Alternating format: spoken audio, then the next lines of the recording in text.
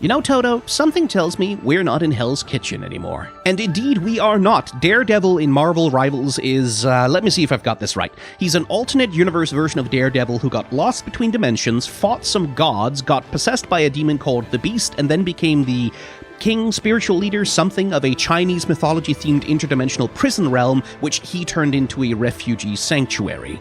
So, it seems we've caught him at a particularly Chinese time of his life, where he has actual demon powers, and if I understand the lore correctly, he wants to get a sword out of the arms of Iron Fist to unseal an ancient god with the power to stop all wars, which, given how comic books usually work, I'm sure that'll work out well for everyone.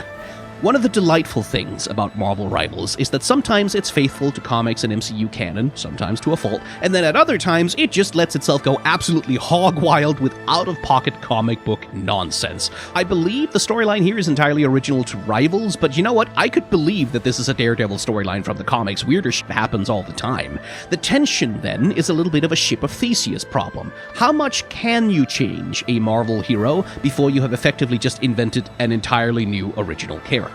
That's a personal line for everyone to draw for themselves, and for me, yeah, this is probably a step or two too far. I believe that something like this could happen to Daredevil in the comics, but it does really feel like this is a character whose fantasy could have been accomplished better by making an original design instead of trying to retrofit it onto Matt Murdock, of all people. I don't really feel like playing this guy is the same thing as playing Daredevil, at least not in my mind. Design-wise, though, I can't actually complain about this too much. You're telling me that this guy is the champion leader of a Chinese mythology-inspired interdimensional prison realm and that he's turned it into a refugee haven? I mean, yeah, sure, that pretty much does look like that, yeah. And the magic sigils on his club and his mask and horns do effectively get across the idea that he has supernatural powers connected with something demonic or evil.